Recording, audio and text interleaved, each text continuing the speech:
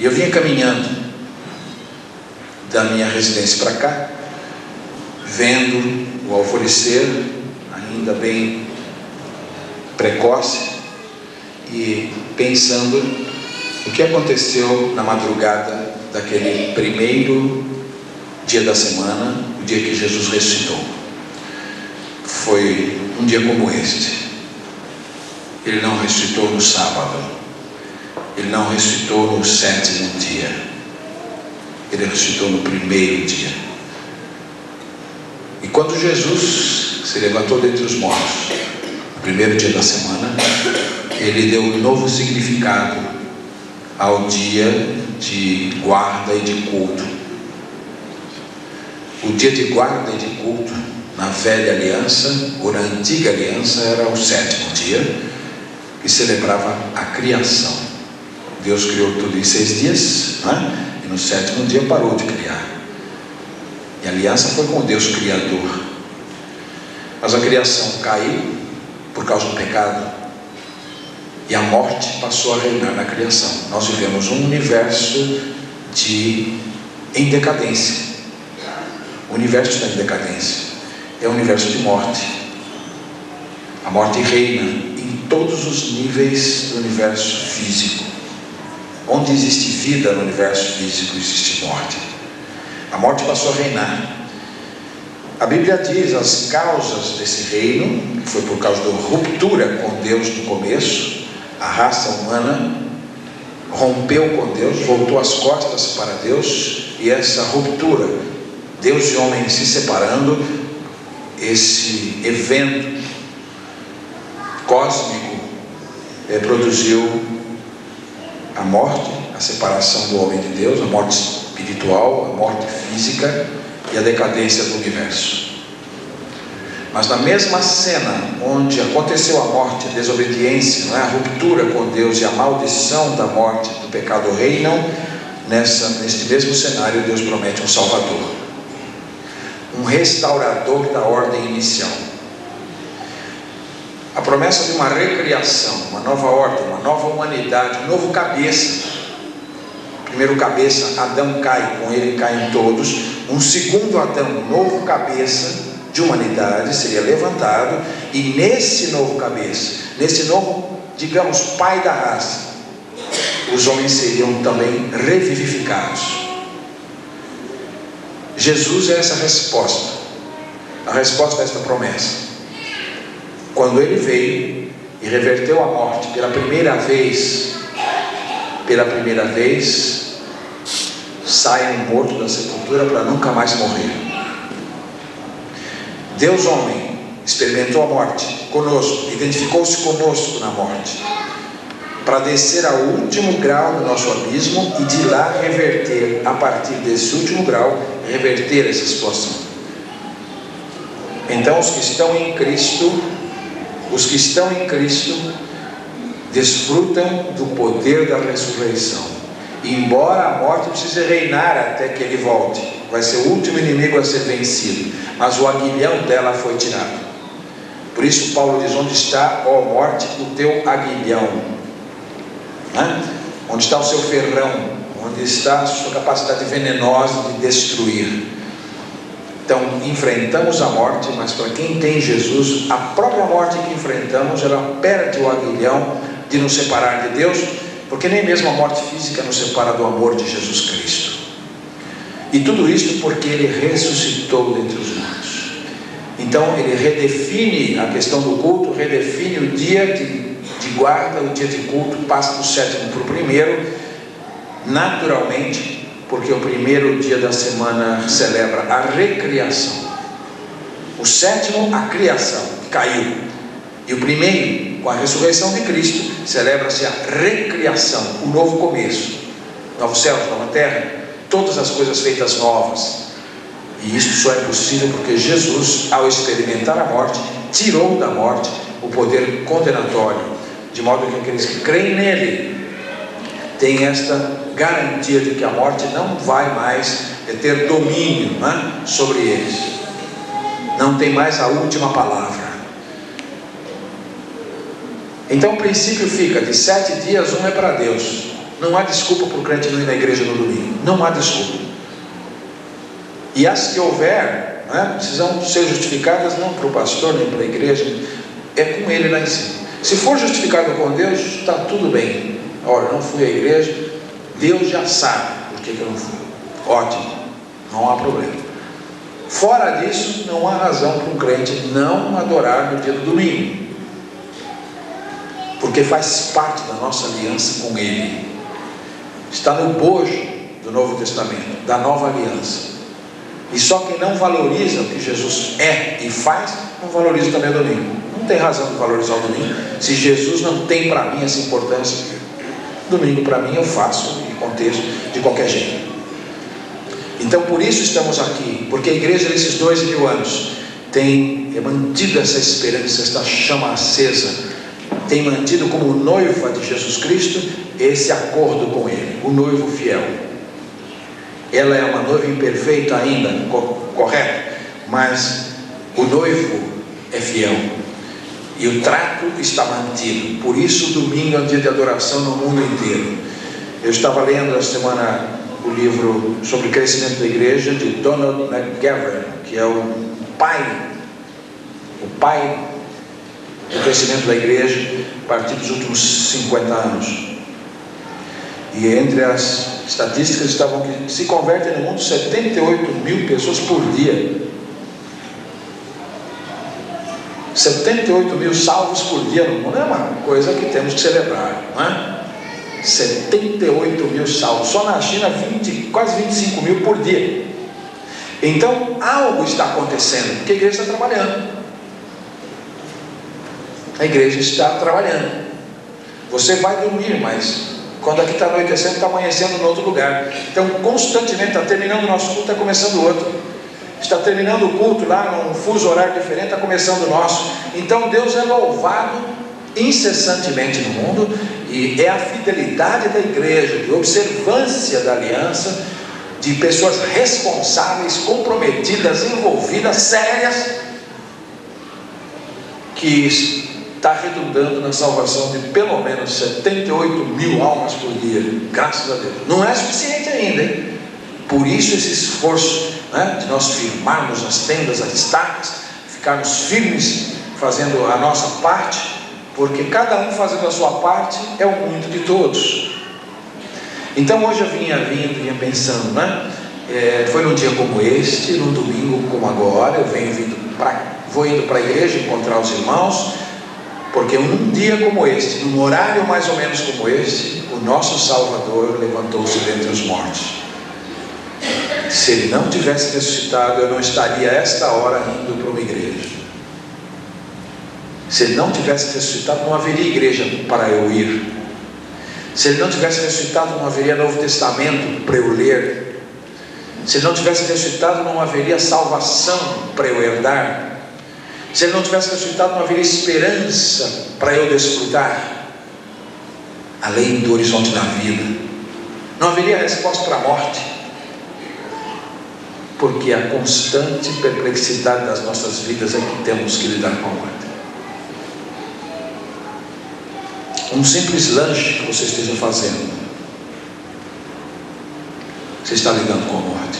O trigo morreu para fazer o pão. O gado morreu para fazer o churrasco. A uva morreu para fazer o suco. Então você percebe que a nossa vida está constantemente ligada à morte. E não haveria resposta para isso se Ele não tivesse ressuscitado. Não haveria hino para cantar.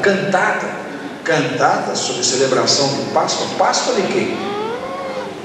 Páscoa significa saída, mas se a morte não tem resposta, não tem saída. Vou cantar saída de quê? Então temos Páscoa para cantar, porque Ele ressuscitou. E o poder da ressurreição já opera em nós. Os nossos corpos ainda vão ter que enfrentar esse grande inimigo, não é? Mas sabendo que eles vão ser restaurados também um dia. Aquilo que é mortal seja vestirá da imortalidade, aquilo que é corruptível seja vestirá da incorruptibilidade. Então se dirá: tragada foi a morte na vitória. Ela ela não tem a última palavra. Nós vamos ouvir agora toda uma arte combinada, né? A arte da música, a arte da literatura, que alguém fez a letra, fez a poesia, a arte teológica, que está a doutrina aí dentro, articulada, a arte do canto, a arte da regência, a arte da execução instrumental, tudo combinando para falar de um fato: a ressurreição de Jesus. E por isso Ele é a nossa única esperança. Há um ineto que a igreja costuma cantar e que diz assim: Jesus, plano melhor. Isso não é verdade. Jesus é o único plano. Se ele fosse o plano melhor, significaria que há outros planos piores, não tão bons, mas que funcionariam. Não, não é o plano melhor. Ele é o único plano. Não existe outro plano para salvar uma alma a não ser Jesus Cristo. Então temos que reescrever este hino. Jesus não é o plano melhor. Jesus é o único plano. Não há outro. É o que vamos cantar agora. O que vai ser pregado agora. E se os corações estiverem afinados com o Espírito Santo, se as almas estiverem afinadas com o que Deus quer dizer, se a mente estiver aberta para entender a simplicidade do plano, os irmãos vão ganhar almas hoje. As pessoas vão se converter hoje, porque isso é pregação. A diferença é que eu prego sem música e vocês vão pregar com música. Vamos ouvir o coro.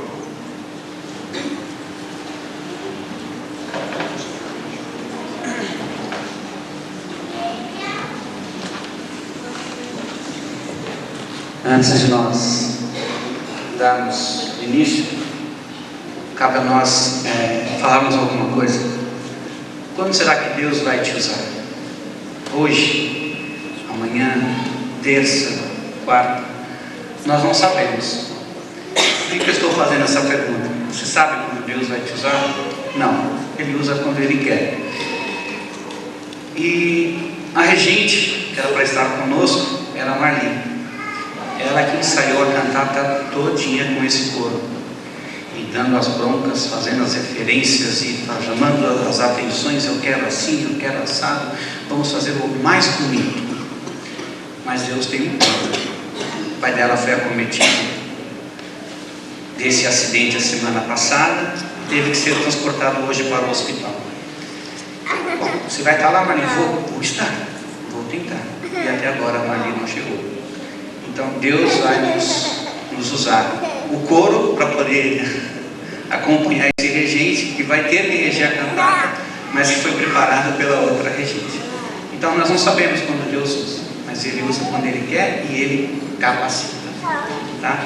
Então vamos estar intercedendo ali pelo seu Jeremias, pela Marli, que estão lá, que Deus possa estar acompanhando como esteve desde o início, né? E nós vamos aqui, graças a Deus, louvar a Deus com as nossas vozes, e que vocês prestem atenção na letra dessa cantata. Vamos.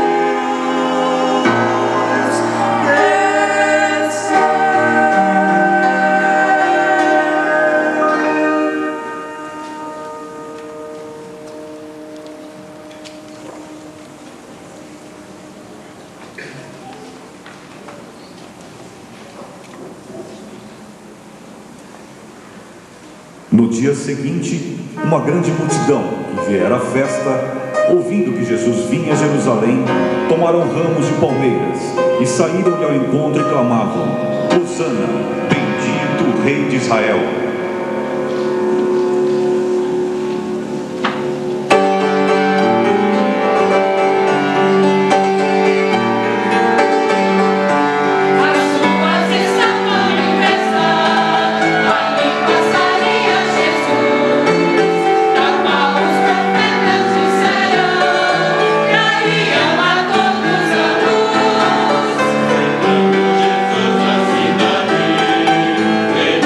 Da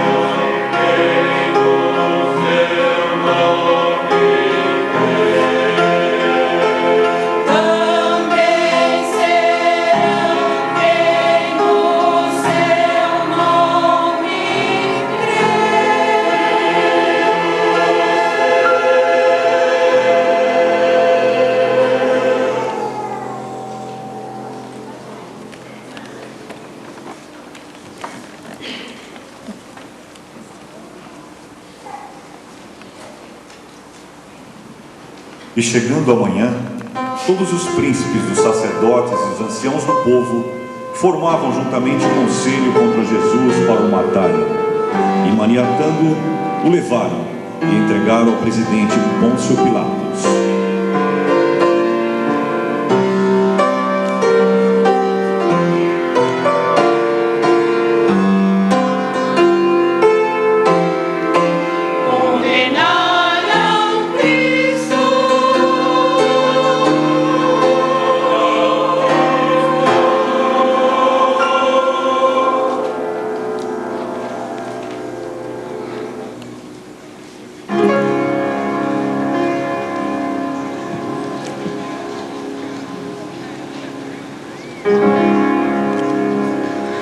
No tribunal, eis o sumo rei, triste e traído, sem ter ninguém.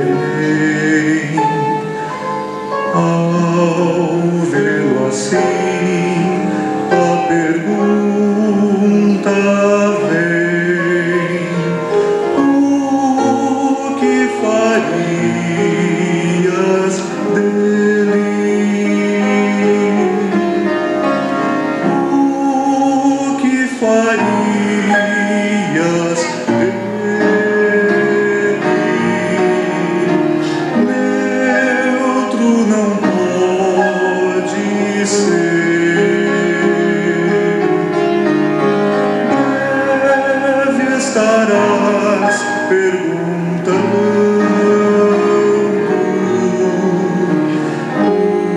o que farás dele.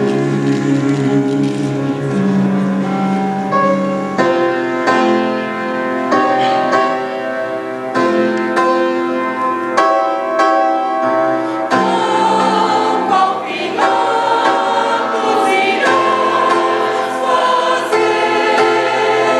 Ou escolheste com ele ser? Outro refúgio não pode ser. O que farias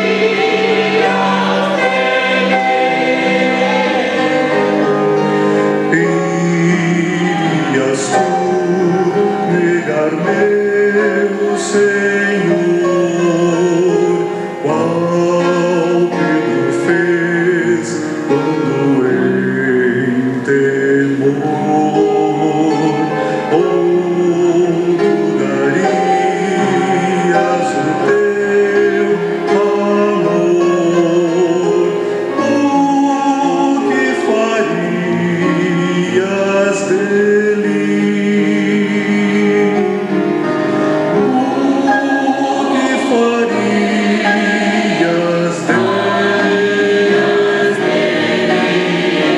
Neutro não pode ser.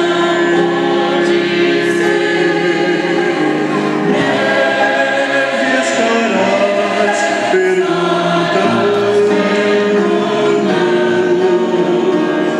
que O que farás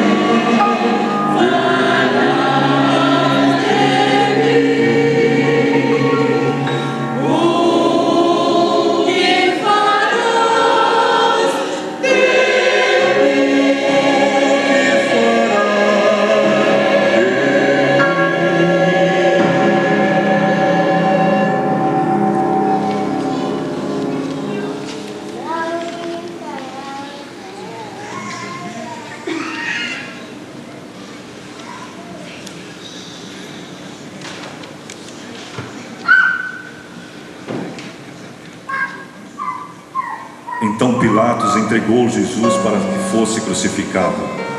E tomaram Jesus e o levaram. E quando chegaram ao lugar denominado Gólgota, ali o crucificaram.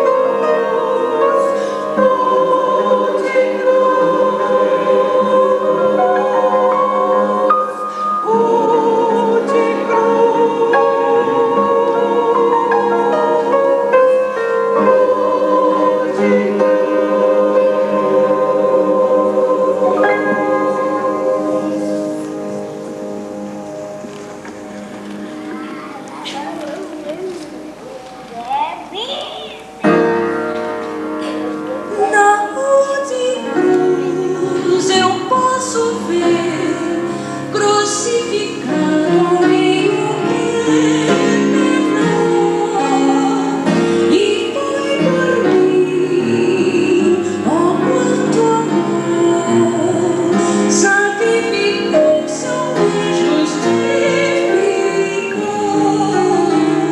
que de Deus foi plano seu, pra nos livrar, seu filho deu. O que dizer, o que fazer, a minha vida darei, Senhor.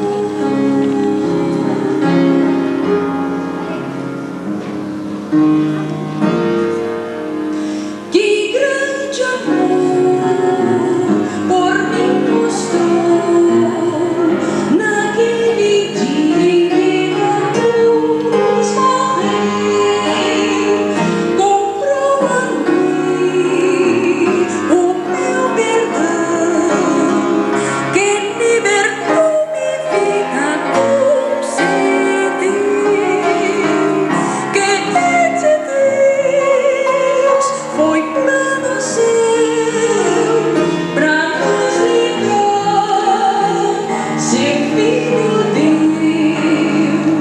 O que dizer, o que fazer, a minha vida, Senhor, entrego o teu amor,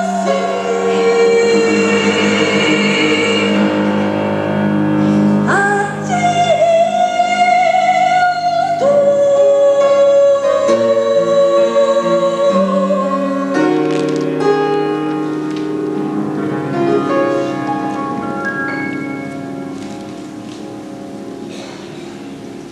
E no fim do sábado, quando já despontava o primeiro dia da semana, Maria Madalena e a outra Maria foram ver o sepulcro.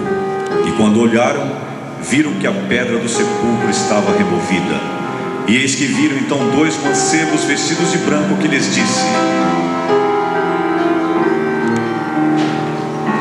Não vos assusteis, Jesus Nazareno, a quem buscais e que foi crucificado, não está aqui, porque já ressuscitou.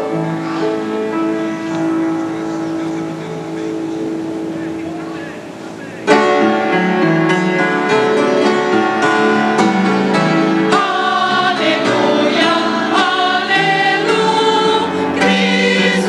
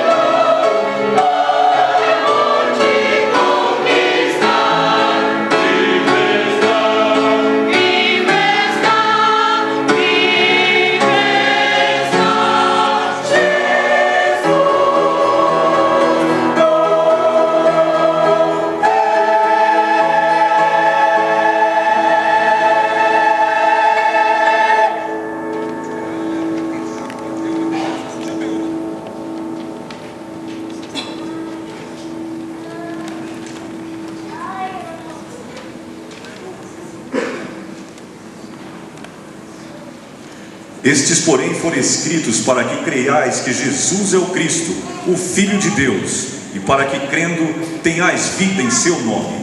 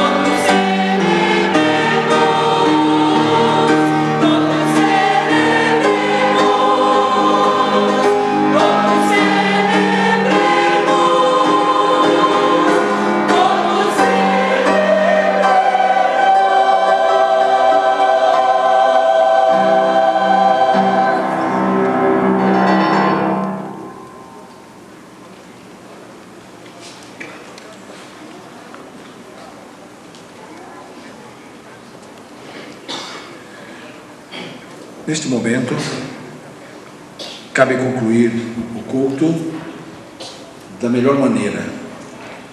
E a melhor maneira de se concluir um culto como este é convidando almas, convidando corações, convidando pecadores como nós, para que venham aos pés de Jesus Cristo e o aceitem como seu Salvador pessoal. Talvez alguém aqui nunca tenha tido esta oportunidade, este convite, este momento especial, quando você definitivamente disse: eu quero Jesus Cristo como meu Salvador. De agora em diante entrego a Ele minha vida, meu espírito, meu corpo, meu futuro, meu coração. E o aceito como aquele que deu sua vida por mim. Quero convidar Jesus para entrar na minha vida hoje e servi-lo quanto tempo tiver aqui no mundo, para depois adorá-lo sempre na eternidade. Talvez você não tenha podido até hoje celebrar a Páscoa Santa no verdadeiro sentido que Jesus é a nossa Páscoa. Por que não fazer isso hoje? Então o convite é para você, se porventura alguém nessa condição, uma criança, as crianças também se convertem, um adolescente, um jovem, um adulto, que nunca tenha dado este passo e gostaria de dar hoje, sair daqui com Jesus no coração, para nunca mais andar sem Ele, nem no tempo, nem na eternidade. Eu vou pedir a essa pessoa, onde estiver, que se coloque de pé aí no seu lugar. Será a maneira, será o sinal que você vai expressar que você quer seguir a Jesus Cristo a partir deste momento. É preciso que isso aconteça. É preciso um momento consciente, uma decisão consciente, uma decisão de fé, para que você entre no reino. Sem essa escolha, sem essa decisão, você não pode participar do reino de Deus. E é tão alvissareiro, é tão feliz saber que a porta está aberta, embora ela seja estreita, ela ainda está aberta. E um passo é suficiente para você transpor essa porta que conduz à vida. Jesus disse: eu sou a porta e quem entrar por mim se salvará. Então é preciso entrar por Ele. Como faço isso, pastor? Com um gesto que comprove, que formalize e que marque indelevelmente a sua escolha, a sua decisão por Jesus Cristo. Quantos corações gostariam de aceitar nesta noite? Que essas pessoas fiquem de pé, aí que vocês estão mesmo, para que identifiquemos quais Jesus está chamando hoje. E então, como irmãos em Cristo, daqui para frente, nós iremos estar ao seu lado, para que você cresça na nova vida que começa hoje. O ano que vem você poderá estar cantando junto a nós. Você poderá, o ano que vem, estar trabalhando e sendo usado para ganhar outros, talvez na sua própria casa. Haverá alguém que queira recebê-lo como Salvador nesta noite? Fique de pé onde você está. Numa oração, agradecerei a Deus por este encontro maravilhoso que Deus preparou hoje para você. Quem será o primeiro a se colocar de pé resolutamente e convidar Jesus para ser seu Salvador agora? Vamos dar um momento. Deus abençoe aquele coração. Fique de pé aí onde você está. Talvez mais alguém queira partilhar deste momento com você. Já temos uma vida que Deus chamou, graças a Deus. Mas alguém gostaria? Deus abençoe. Mais uma vida ali que Deus está chamando, graças a Deus. Mais uma alma, Deus abençoe. Este é um momento glorioso de salvação. É uma chamada de Deus e não há razão para dizer não para Ele. Mas alguém gostaria? Veja como Jesus tornou isso tão simples para nós. Deus abençoe esse coração. Deus abençoe essa vida. Amém, Senhor. Ele tornou isso tão fácil para nós, porque a parte mais difícil Ele fez. Não é porque era impossível para nós, Ele fez. Pagar essa dívida impagável que temos com Deus, Ele veio para pagar por nós. E agora nós simplesmente dizemos: Senhor, eu aceito essa oferta magnífica no meu lugar. Não mereço, de verdade, mas eu aceito. E quando você aceita, é sua, porque o que Deus dá, dá mesmo. Nunca mais Ele toma de volta. A dádiva é sua para sempre. Mas alguém gostaria, neste momento, de aceitar Jesus como seu Salvador? Fique de pé onde você está, como estes amados irmãos ficaram, porque é o momento que Deus preparou para chamar você para ser dele. Mas alguém neste momento, o Espírito Santo está falando ao seu coração, você se sente até incomodado de não dar esse passo, é sinal que você está em luta. E nessa luta Jesus pode levar a melhor. Ele pode vencer a sua resistência e ter você para Ele para sempre. Ele merece ter você, que já pagou o preço no seu lugar. Mas alguém gostaria de dar esse passo? Pode ficar de pé no seu lugar. Deus está vendo, está nos contemplando e anotando nos anais eternos a sua decisão desta noite. Mais algum coração neste momento? O segundo convite vai ser para que vidas que já são de Deus, às vezes pessoas estão na igreja e se desgastam espiritualmente, perdem aquele ímpeto, aquele zelo, aquele impulso de servir. A vida espiritual fica um pouco negligenciada. Estamos todos sujeitos a estes altos e baixos da nossa vida espiritual. E um culto como este serve como um alerta do Senhor.